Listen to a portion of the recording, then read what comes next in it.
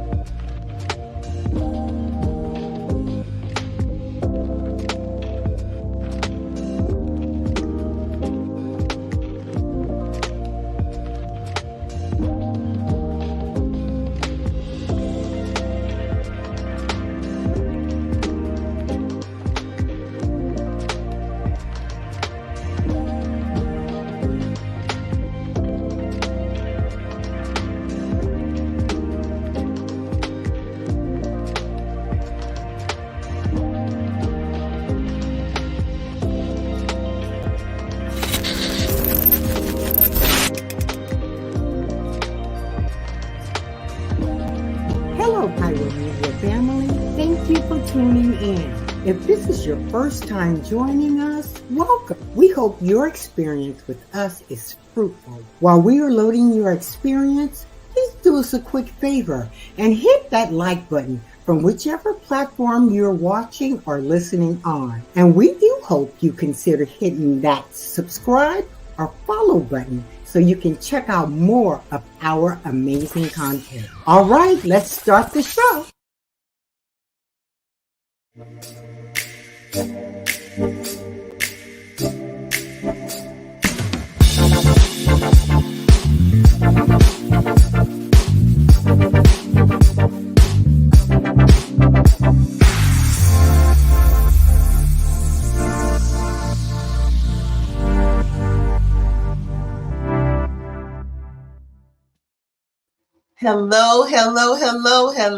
Hello, family. Welcome back to another episode of It's Just Kim. Yes, it's the live show where we talk about all things relationships, all things girls, all things that we want to talk about, right?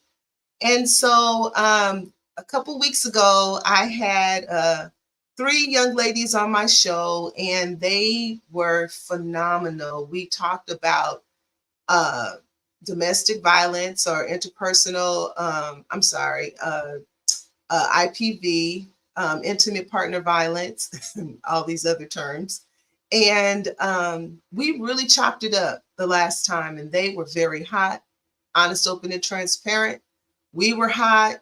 We let you know that there was a trigger warning in case, some things affect you personally, so that you would, be able to click off if you need to, or take a break, go for a drink of water, go for a walk, or whatever it is that you may need to do at that time. And it's the same thing today. These ladies are back. I am excited. They are so wonderful. I just love them. They're all my newly adopted nieces. I told them today that they're mine. They stuck with me now. So tonight we want to talk about I love me not. And so it is a journey for it. We may have an extra young lady with us tonight. I'm not sure if she's going to make it to the show, but it's a journey for these young women through their experience of domestic violence, where they were, what their mindsets were, what they were going through, and where they are today. And so that's what we're going to talk about today, part 2 of I love me not. Let's go ahead and get the girls and bring them on in the show.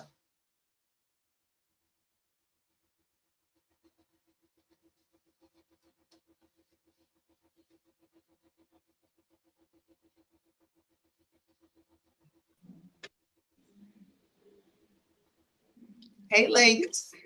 Hi. Hello, and welcome back to It's Just Kim. I should rename it tonight. It's just Auntie Kim, right? Because I was just telling the audience that, hey, these are my nieces now. Michelle is my niece. But Topaz and Yaneek. I have two brand new nieces, and I'm excited about it. I'm a good auntie, so She really is, girl. it's just been wonderful getting to know you ladies and hearing your testimonies, really, and your journeys to a good place in your life. And so I want to once again thank you for being here. Thank you for taking time out, because I know a couple of you are on a different side of the United States, so it's a little later than 7 o'clock where you are. And I want to tell you that I appreciate you being here. So last time we kind of ran out of time, and trust me, ladies, the audience, they were like, "Oh my God, we got to have more. We got to have them back. They need to come back. We want to hear more about their stories." And there are some ladies out there who need to hear more about your stories. They need to hear that even though it was a struggle, they need to know that even though it was a struggle, you made it out and you were able to survive it, and you're here today to tell your story. And that's the blessing, because there are some who didn't make it. There are some young ladies who did not make it out of those relationships. And so we are grateful that you are the ladies that did make it out. So last time we talked about domestic violence, or intimate partner violence. And I shared with the audience, and I told everyone, look, this is going to be a hot conversation. This conversation is going to be hot, which is honest, open, and transparent. That's what I call it. And it was. It really was. And we were able to really talk. I told them, I said, hey, you may hear some people say some words that you don't typically hear on the It's Just Kim show, and that's okay, because sometimes we just need to express ourselves the best way that we can, and I'm all here for it. So I want to go back and say well, now it's been about a month. My niece sent me a link to a podcast you ladies were on, and I was listening, and I was just like, oh my God, I have got to have these young ladies on my show. It was just the realness for me, the realness that really just grabbed me and made me listen. I mean, I listened. I was driving, and I got to my destination, and I couldn't wait to get back in my car and finish the podcast so I could hear, the rest of what you all were talking about. And so the thing that also touched me was my niece, when she sent me the link, she texted me the link, and she said, Auntie, we're just trying to get our stories out here. And I know that it's coming from a place of, we want to inform other ladies, young ladies like ourselves, that you can get out of this. There is a way out. It may not be easy, but there is a way out. So we talked a little bit about, different statistics, how intimate partner violence can lead to other mental health issues that sometimes, like depression, anxiety, all of those different things, PTSD, that you may experience because of your experiences, with domestic violence. We also got into a conversation, and I told you all, this is always the biggest question for people. They always want to know, well, people who've not experienced or don't know what that is like to be in a relationship like that, they always want to know why you stayed. And so you all talked about various reasons why you stayed and all of that. And we even kind of got a little bit into the mental health part, because I was asking, what have you done? Have you done anything? Have you gotten into any counseling or any therapy? First, let me just ask you all a question. What is your take on therapy? What is your take? Topaz, tell me, what is your take on therapy? What do you think about it? For therapy, for me, I think it could have like a different meaning for everybody. It can help everybody in a different kind of way. I have never actually, I've been to counseling, so I guess that's therapy. Mm-hmm. When my father, yeah, I did go to counseling. Do I feel like it helped? No, but she's still my friend to this day.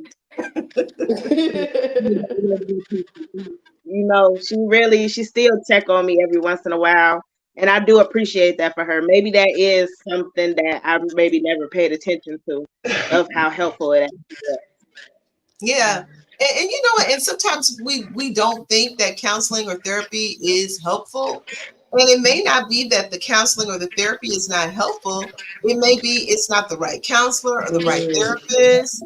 It could be that, their method of therapy, what they use as a therapist, it may not be what you need. I mean, you may need a different technique. Or sometimes it's on us. Sometimes it's because we're expecting to go into therapy or counseling and we're expecting the therapist to fix our problems. But that's not the Right. purpose. It's really not the purpose of the therapist to fix our problems. It's for them to kind of lead us and guide us into a conversation where we can actually hear ourselves talk and we can go, oh, okay, and we can come to some awareness about our situation, what we need, and maybe some ideas of how we can change some things. Okay. So don't count it out just yet, Topaz. Don't count it out just yet. You may find the right person that can help you. Okay. So Yaneek, tell me, Yeah. what do you think about therapy, counseling, whichever way you want to call it? I'm I believe like Topaz believe is kind of left until I mean up until like the person's interpretation. So it's one of those things where I feel like therapy is more of it doesn't have to like specifically be someone that you may speak to, right? I just feel like um it's a certain space. Uh maybe, a bond created with a person that you feel comfortable with, right? It Yes. doesn't have to be like Hmm. a conversation. It could be Hmm. just two people existing in a space of Mm, comfort, and it allows you to escape.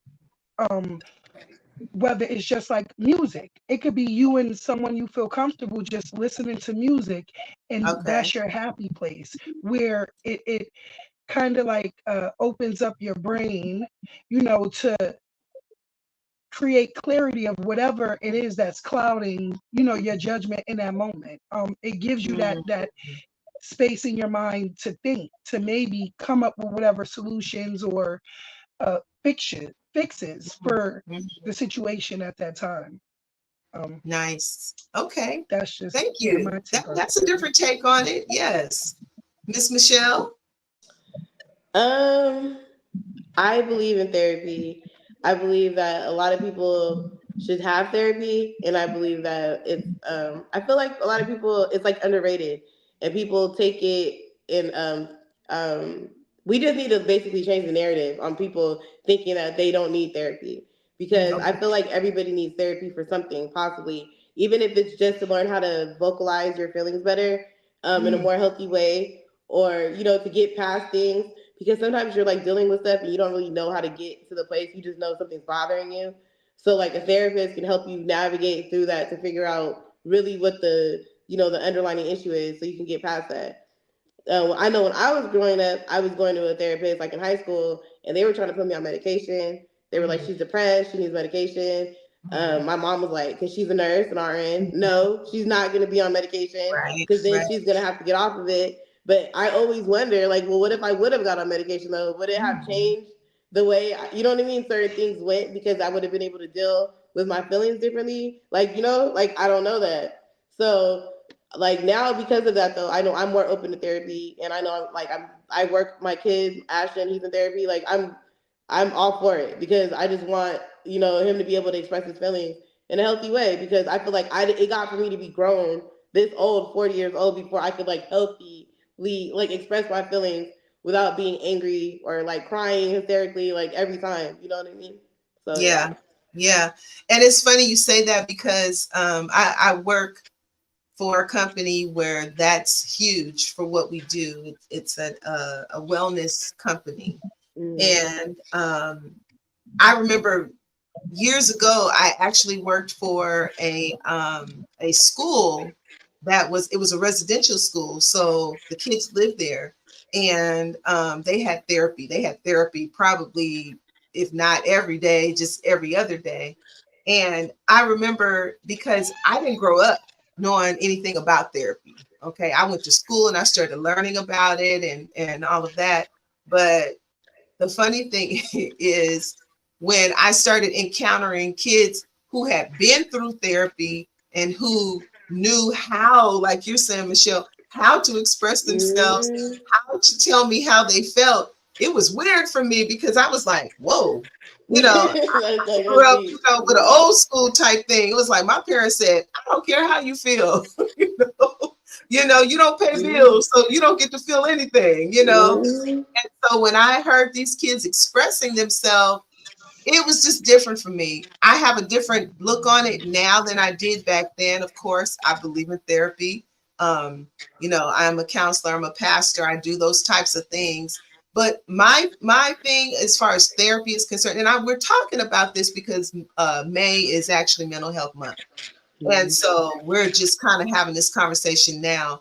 But I feel like my purpose when I am counseling someone, my purpose mainly is to bring them into an awareness of their situation.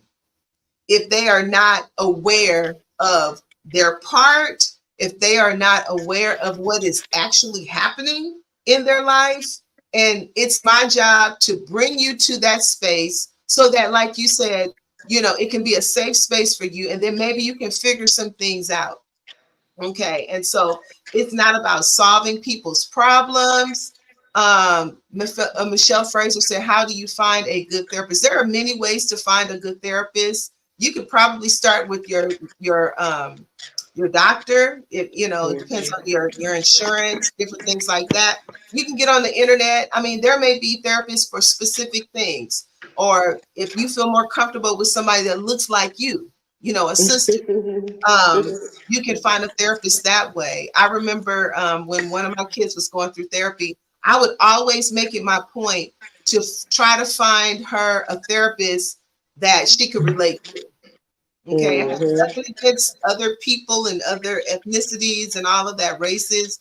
They all do amazing work. As a matter of fact, my husband and I went to, oh, there's one right there, Black Girls Thriving. Thank you, Kwame. Very love it. So if you see that, go ahead and get that information. So look, my husband and I went to a therapist. It was an older white guy, but let me tell you, that brother brought us out. He brought us Really? out. Okay, he hooked us up.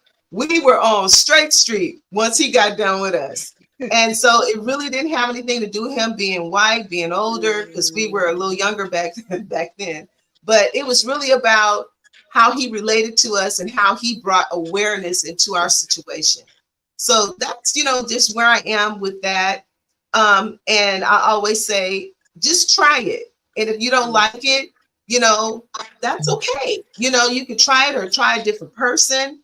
But, sometimes it's getting into therapy or counseling is a little difficult because it starts to, like you talked about it last time, Yaneek, you said you start peeling back layers. And that's uncomfortable. It's uncomfortable to start reliving situations and different things that you've been through. It's uncomfortable to start doing that. So, don't just throw it out. Just leave it right there in the corner, just a little bit, just, for food for thought. But anyway, that's not what I wanted to harp on tonight. Get off my soapbox. I want to ask you, because we did leave off on the whole mental health thing, want to ask a question. What do you think what is the difficulty in actually, I know what the difficulty was back in my day, okay? But what is the difficulty, or what do you think are some of the difficulties for young people, young women of your age to even consider therapy? Um, I think the stigma that is attached to Yes. Yes. therapy. Um, if I have to say that's the biggest reason. You know, just not feeling socially accepted, playing a big part. Um, and another part of it too is one of the things that you mentioned, the insurance aspect, right? Mhm, Because mhm. sometimes you can't really help the bracket that you fall in, which you can't help uh, the resources that you are being provided, you know, Yeah. that kind of thing. Right. So, um, which can a level of discomfort can discourage a person from actually seeking the help that they need. So I Mhm, think those two components mhm. alone is enough to deter someone from actually addressing mental health issues. I Um, agree. I a completely lot of agree. As a issues. matter of fact, But I was looking at my notes, and the two things that you said are two things that I also agree that get in the way of, us, especially us ladies of color, and maybe, like you said, a certain financial bracket that we fit into or we don't fit into, insurances that we have exposure to or access to, and we don't. mhm, Those can be very discouraging things. But I think you brought out a good point. A good point to counter that is outlets. Okay, outlets, and that's one of the things I believe in. I believe in finding yourself an outlet, because I think what happens with people is when we start getting into that anxiety taking over, that depression taking over, and or the PTSD, taking over, is because we don't have an outlet. We don't have a trusted person. Okay, I'm not talking mhm. about your rah-rah friend. I'm not talking about her. Yeah, girl, let's go tear it up. Let's go. No, that's not the one I'm talking about. Okay. Okay, that's the one that's gonna get you in trouble. I'm talking about the person that, they think through things, they listen well, maybe they've experienced and had some good outcomes of some of the things that you may be going through. But I'm talking about that person. It could be a good friend, it could be a mentor, it could be a woman who's older than you that you trust, it could be your pastor if you have one, it could be a good auntie, it just could be different people that where you can just have an outlet, somebody that you can talk to. And you can let that person know, hey, I just need 35 minutes of your ear. I don't need you to say nothing. I don't need you to solve my problem. I don't need any of that. I just need you to hear me out, because I need to hear what's inside. I need to hear it come out. So that's a great point, Yaneek. I believe that sometimes the resources aren't there, and then, like you said, it's the stigma. It's the stigma, because sometimes we're all going into therapy for different things, but the stigma of being in therapy because, I stayed in a situation where other people may think it was too long, and now, oh, maybe now it's my fault that I'm feeling this way or thinking this way, or dealing with. Mm-mm. One thing I do know about therapists, a good trained therapist, is they're not there to judge you. They're not there to judge you. They're not there to make you feel bad about your situation. I don't care if you stayed, 100 days too long. It doesn't even matter to them. They just want you to be aware and figure some things out. Okay. So awareness is very important in being able to be on a way or your journey to healing, because I believe that's the biggest thing. The biggest thing is about healing, getting to a place where you feel like you are healed. And healing is an ongoing process. It really is an ongoing process. I don't think we ever just stop healing. There are areas of my life, and I'll be 60 years old in October, and there are areas of my life I'm still healing that happened years ago, but I'm still healing. Now, am I messed up, or am I thinking about it all the time, crying about it? No, I'm in a different place about it. but I know that I'm still healing in that area, and there's nothing wrong with that, you know? So you're absolutely right, the stigma. So let me ask you ladies this question, okay? What are you aware of in your life now that you know that you were not aware of maybe 10, 15 years ago? Topaz?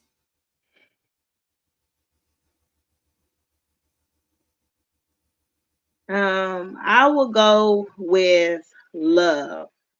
Mm. For me, love is deep, it's important, it is not only necessary, it is a necessity. And I think that I'm so big on love now, like now that I have my own child. I've been married for 7 years now. Wow. That to me is something that I'm gonna say I was loved growing up, but the kind of love that I felt like I needed, I didn't get. But I Mm. push it with my family. We hug, we give kisses before we go anywhere, before we go to bed. Like my grandbaby is here with me right now, and she walks around the house telling everybody that she loves them. And I love that so much. Like eating together, talking about our days, just asking my daughter, how was your school day, girl? What happened today at school? Those are things like my mom really didn't do with me.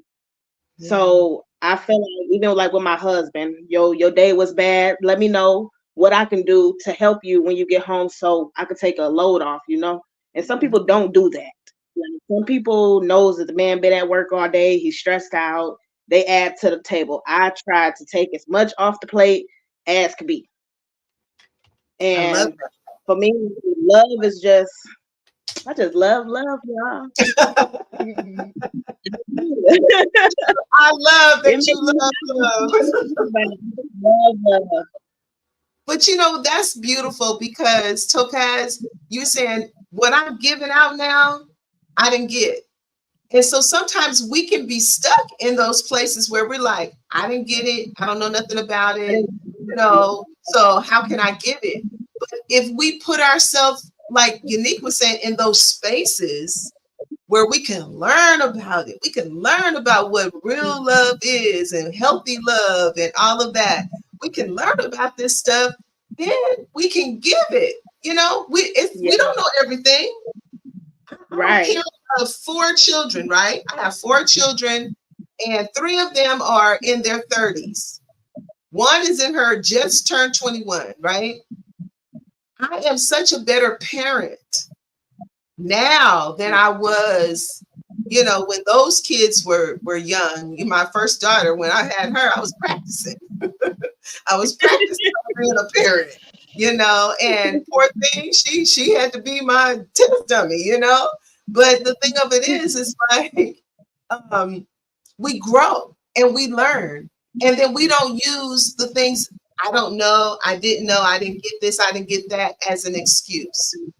Okay. I try So not what we need to do, we figure it out, we ask somebody, we put ourselves in those spaces. So we have a couple minutes before. I don't want to get anyone started on this question because it's a good question. So we're going to go ahead and go to a commercial. When we come back, Yaneek, you're going to tell us what are some things or what is one thing you are aware of now that you weren't aware of maybe 10, 15 years ago. Okay.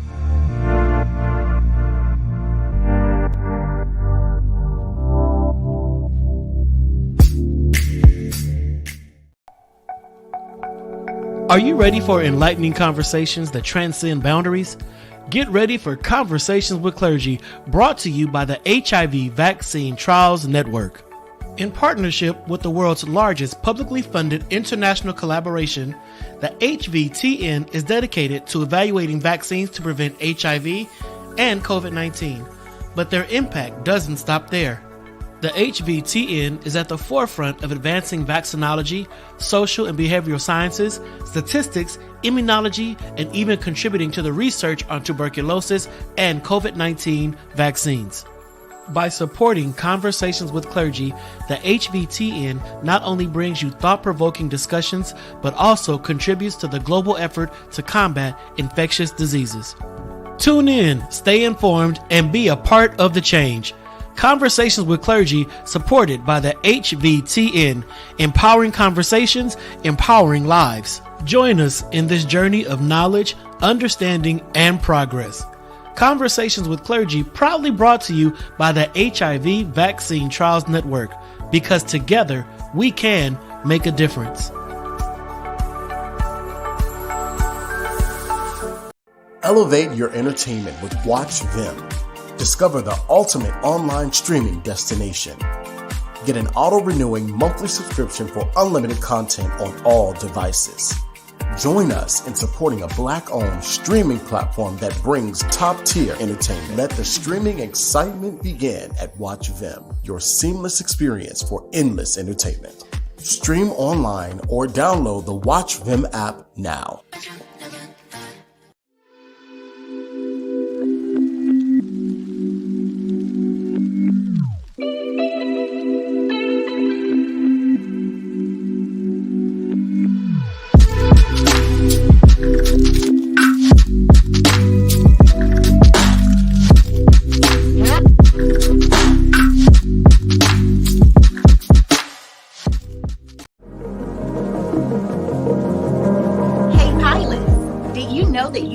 Catch the electrifying sounds of Bulletin Flight Radio anywhere you go?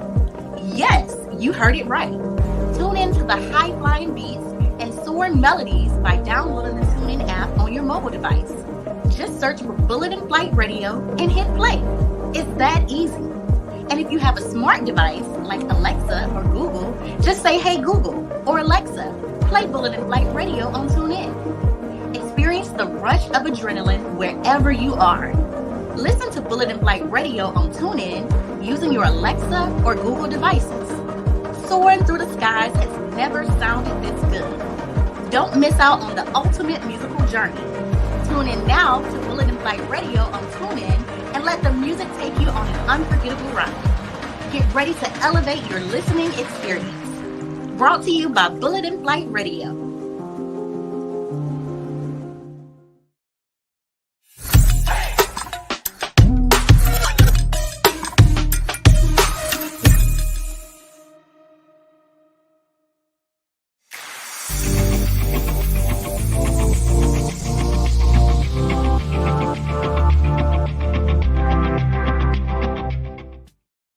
All right, so we are back from our commercial, and I'm here with three beautiful young women. We are continuing our conversation on domestic violence or intimate partner violence. And we are kind of having a conversation about mental health and where that is and, you know, what we think about it. And so our last question was, because to me, it's all about awareness. Awareness is very key in anything that we get ourselves into, anything that we're trying to heal from or grow to or from. Awareness is extremely important, because if you are not aware, then, you know, you don't make the right steps, you know, to become clear and open and healed, if you will. So we were going to go with Yaneek, and she was going to tell us a little bit about what are you aware of now that you weren't aware of maybe 10 years ago. So it kind of brings me back to a Facebook post that I had made earlier. And I said, build a foundation before you build a family. And I made that post because of the awareness that I have today of understanding what it takes to be a parent, you know, to really the all that it takes to really raise a child, you know, like funny thing, like how you mentioned with your first child early on. I used to use this term and I call it playing house, right? Because the real of it is we learn it every day as we go. We create in these scenarios. We playing house, right? Like we used to do with Barbie dolls as children. Understanding is one of the greatest things that I have today that I did not have in the very beginning. Wow.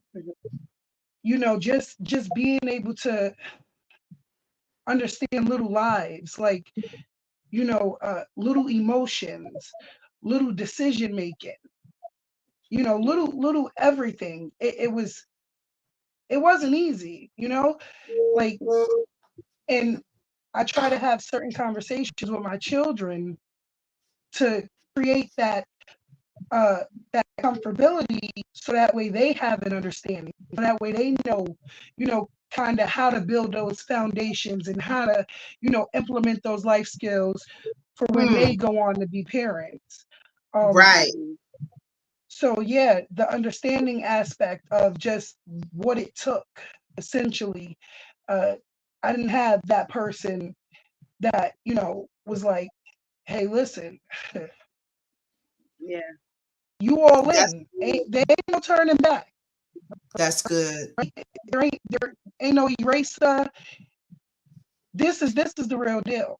Um, and just like any advice to anyone, you know, anyone of our youth, you know, this is the real deal. The importance of being in a space where you can provide for yourself, and creating a life before you create a life Yes. is very, very Yeah. essential. Yeah. So definitely the Parenting understanding is part. understanding. Parenting is Yes, very important. I mean, it's a big part of our lives. It's one of the most important jobs you'll ever have in this lifetime. yes, Is to parent another person, to another human being that will one day grow up and be responsible to be or to show up in this world as a good person.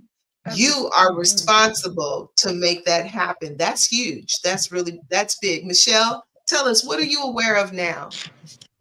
Um, I think I'm more. I want to give my kids more grace than I feel like I was given sometimes.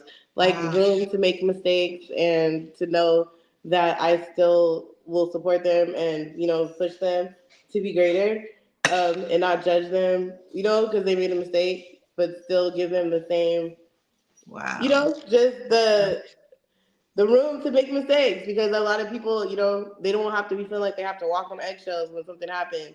Like they could still feel like they can come to me and talk to me, and I'm still gonna, you know, have their back, you know, or not judge them, regardless of what it is, so that they feel like it's a safe space to talk about, or, you know, just go over anything that happened. I want to be that parent.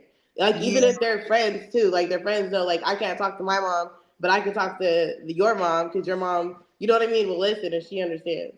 I just that's want to be that safe space for a lot of kids. wow. You ladies, I mean, you don't even understand. I'm not gonna say you don't understand, but do you get what you've just said? You know, love, understanding, and grace. Those are three things that we need just to survive Mhm. in this life. And so the fact that you young women now have an awareness of this is what I need more of, or this is what I have now, and I didn't have that, you Mhm. know, in the past. I didn't have that growing up, or I didn't experience that. So you're not making an excuse saying, because I didn't have it, I can't give it. You're saying, I'm going to figure out how to go get what I didn't have and share it and give it to my children, or even just to people in general. You know, And you because know what? people need love, they need grace, you know, they need understanding. What's crazy though is, I was talking to my friend, and she was saying that her husband is jealous of her kids, right? And I thought that Mm-hmm. that was weird. But Mm-hmm. he's jealous not because of her kids, but because she parents her kids the way that he wanted his mom to parent him. So Wow. he's jealous of that. And I was Wow. like, that is crazy. But it Yeah. makes sense, right? Yeah. Yeah. And that's very common anyway, because, you know, when we're a couple, we're just starting out and you have a baby changes everything. Okay. That commercial is true. Right. A baby changes everything in relationships. and maybe some of that attention and love and whatever it was you were giving to the husband or your significant other, now you're giving part of that over to this new child. And babies can just take your heart, everything else, and you give, and maybe they feel like I'm not getting as much as I used to. So that might be something for her to look into, to make sure that she's still giving him the attention he needs as well. So he doesn't have to be jealous. He's probably not jealous of the kids. He's just jealous of what he's missing. He's missing something that maybe he used to get from her. Let me ask you guys this question, because we're still talking about intimate partner violence. And we talked about, hey, listeners, if you want to hear all the dirty details, go to the show before this one, okay? We're not going to revisit that here. We're talking about growing, and we're talking about, evolving and where we are today. And that's the beauty of this, is that we have grown, we have evolved. I'm looking at 3 beautiful young women who are mature, who are insightful, who are smart, very intelligent. You know what you want, you know what you don't want. And that's what's important, because there are some young women who left this world, or who are still in this world, who don't have that knowledge. They don't have that awareness. They are still affected by their past situation, and it's haunting them. And I'm not saying that we're just, oh, I'm over it, I don't ever think about it, or I'm not affected by it. That's not necessarily true. But at least you have, you know what your journey is, you know what your journey was or is, and it will be, and you have some direction. So let me ask you this. What do you wish you knew back then that you know now? Michelle, what do you wish you knew back then that you know now? That he is gonna do it again. Like, no matter how many times he tells you, "Oh, I didn't mean it," "Oh, it's just happened, it's just an accident," or like whatever he says, it's not just that time, and it wasn't just the first time, and it's not gonna stop. It's gonna get worse, and never think like that. It won't get that bad. Like, I have a friend, Bree, in Vegas. Rest in peace. She this is what really made me start doing this, because I feel like some places they don't take domestic violence as serious as they should. And my friend Bree, she went to the police and told them that she found out that her husband was molesting her kids, and she asked for help, and they put him on house arrest in the house with her and the kids. She left on her birthday with her friends and came back. He had killed all the kids, killed her, and then killed himself. Like, that is like every time, like whenever I think about, oh my God, let me not, you know what I mean? Like, maybe I'll go back. Like, that in my mind is, girl, that could have been you. Like, for real, it could have been you. And it can be somebody else, but you have to be like, you just have to know, like, no, it could be you. Like, never think, oh, that can't happen to me, because it can. So you have to make a plan, and you have to be ready, to get away. I meet girls all the time, and I know they're going through domestic violence, and I'm always like, my friends will be like, don't say nothing, and I'll be like, no, I'm gonna say something, because maybe they don't have nobody who's even picked up on the signs. You know what I mean? Wow. Or seen it. But I know, like, I could tell. I met a girl at the park the other day. Her whole neck was scraped up, bruised up. Her son had a black eye, and the little baby was only 2 years old. Wow. And she's like, can I have your number? Oh, I don't really have a phone. You got Google Voice. You don't have no social media. Y'all know the signs. Like, you know what I mean? Like, I know. So I'm like, girl, call me. Like, I don't know whose phone you got to use. Call me. But I will come. If you need me to come, I'll come. You know what I mean? Michelle, because you brought that up, that was the next thing I wanted to touch on, and I'm looking at the time. I want us to start talking about that, because one of the things I wanted to have all of you just express was what does the plan look like? The plan, the getaway plan, if you will. But before you two answer that question, I want Topaz to tell me, what do you wish you knew back then that you know now? What I would pay attention to the most now that I'm grown is what's already written in your essence.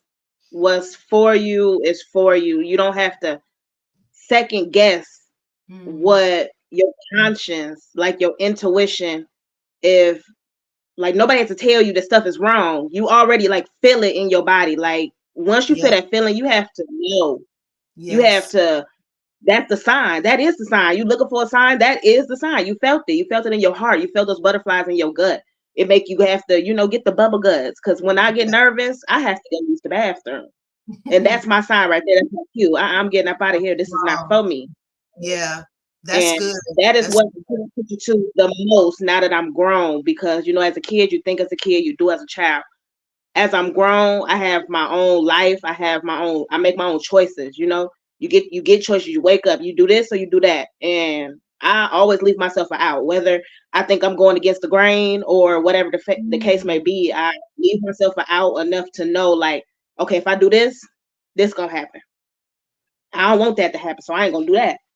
Like I think like that every single day. It is a little draining, but that's how I maneuver through life. Period. Like I'm not right. finna say that, I'm finna do that, and then know that now I gotta suffer from the repercussions. Am I gonna be ready for the repercussions? No. So I don't want to put myself in that situation.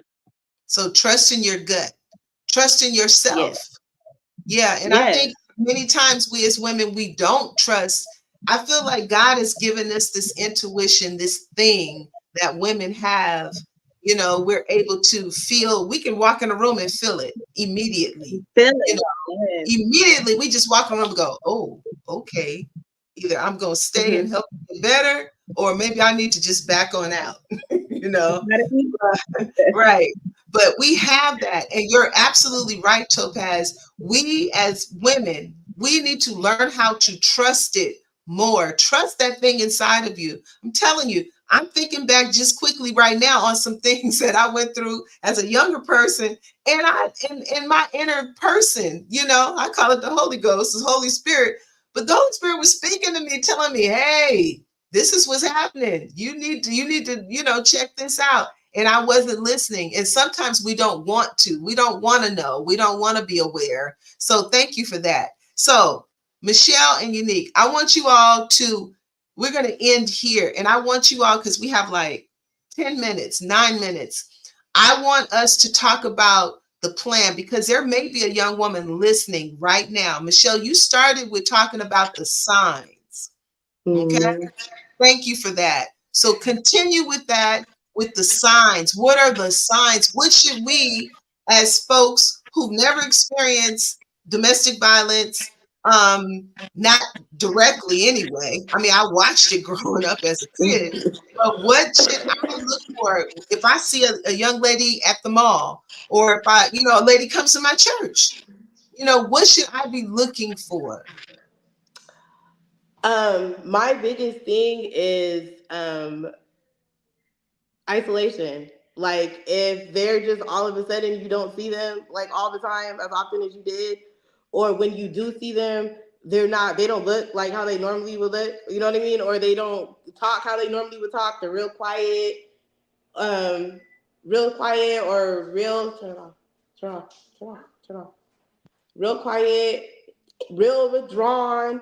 Um, for me, because at the camp, I would just disappear. Y'all wouldn't see me for a long time. And I know y'all used to be like, where is she at? But it was Right. because I know like what I'm going through, and I'm like, they gonna know. Like, you know what I mean? Like they gonna see it or they gonna pick up on it. Cause I always say my uncle William, he got that, like that papa, like where they know something's off. They don't know what it is, but they know something's off, and he not gonna let it go until he figure it He's out. very in tune to you. This is true. Yes, definitely. So like I would be like, no, let me not do that. You know what I mean? Yeah. Because they gonna know.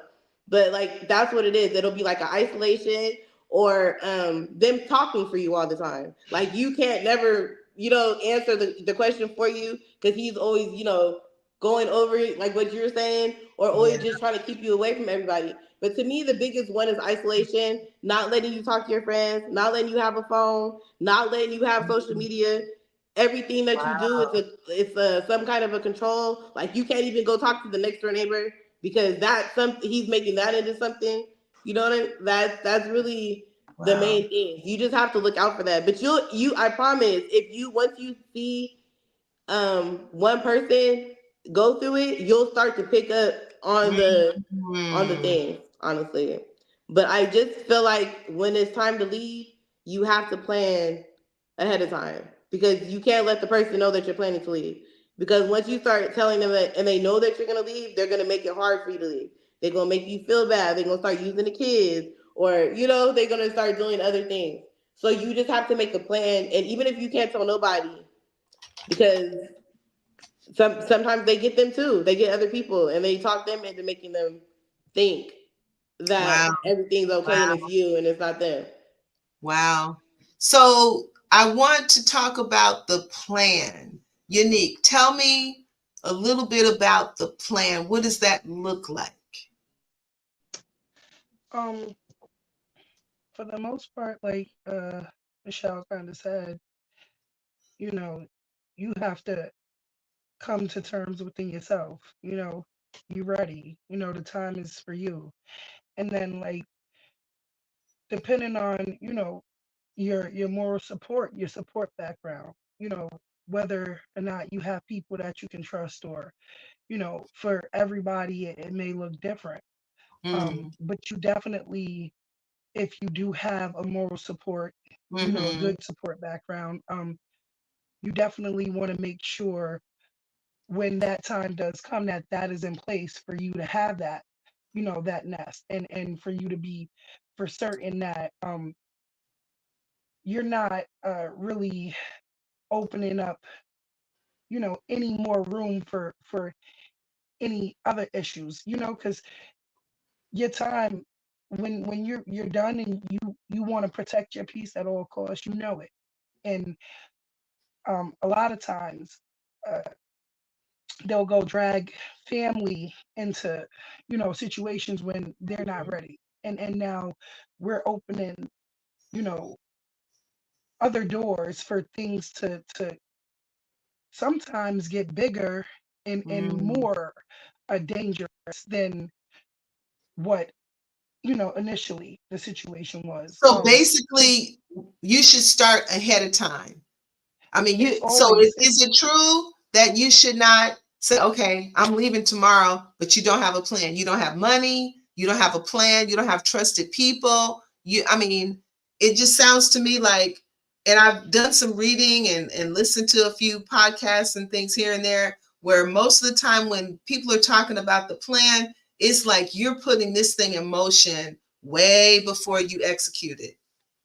it's like with anything, right? Like you plan, you have to, right? It's one of those things where to know where you're going is important, because other than that you're wide open. Yeah. It's you're more vulnerable without a plan than you might have been dwelling. Yeah. um Wow. it's it's one of those things where for certain, um just coming to terms within yourself and Yeah. saying to yourself, you know the energy and the mental warfare, you know Mm, is been enough, that yeah. you've given enough, Yeah. it's Yeah. been enough take, it's been enough give. I think what you're saying here is you will know when it's You, time for you to go. You won't, nobody and I else. think I talked about this last time. I talked about the young lady that I was involved in helping, and it didn't really pan out the way we thought it was the first time. And she ended up going back, Hmm. but I told her, hey, I love you no matter what. I'm gonna be, if you need me, I'm still gonna be here. Okay. But I think when she finally, seriously, when she finally decided that it was time for her to go, we didn't even know she was gone. She got her baby, she got her bus ticket, she, you know, whatever little piece of change and whatever she had on her, and she got up out of there because she knew that, okay, I gotta go. This is it. I can't do this any longer. And so you know, some things that we lost Michelle, but some of the things that a plan, a safe plan, a secure plan. Those are some of the things that I have looked at. A safe and secure plan. Figuring out the financial part, and you have to figure out now if you are being financially abused, it's going to be real difficult for you to be tucking and putting away money if somebody's keeping account of every penny that you're spending. So at that point, so now I got to depend on other people. I got to have a trusted friend or family member who's going to say, look, I got $500 tucked away for you. Whenever you're ready for it, let me know. You know, that type of thing. And then just having like safe houses, you know, places where you can go where these places are not advertised. You know, it may be a house on a street somewhere and nobody knows who lives there. You know, no one comes to visit there because that's a place where women can go and they can be safe. You know, so those are different things that are necessary when we start talking about a plan to get away. And I know it looks different for everybody because it is different for everyone. Absolutely. You know, so I want to go back. I want to say thank you. We're out of time now, but thank you, ladies. Thank you, Yaneek. Thank you, Topaz and Michelle. Thank you so much for being with me, for being hot, open, honest, and transparent. Kwame's got something up here for us. Something, it says, need help now. We're here for you. Those are phone numbers. I know we had phone numbers last time. These are resources, you know. And one thing about the world we live in now is that we can take that cell phone, we can Google anything, you know, and figure out what we need to do. So there are hotlines that we can call. And like Michelle was saying earlier, if you see someone and they just don't look right, don't turn a blind eye. Just, you know, ask them. Just ask them if they need your help. Ask them. If they say no, just keep that right here in your heart. You know what? She said no, but something inside me, like Topaz said, something inside me says that ain't right. So ladies, thank you. I love you. You are forever my nieces now. Yaneek, when you come to LA, girl, we're going to go do lunch, okay? Yes, thank you, Kim. I love you, love you, love you. You all take care. You stay safe and you stay amazing, okay? God bless you. Thank you all for joining us today. Thank you for joining It's Just Kim. We'll be back in another 2 weeks. God bless you all. Take care and stay safe.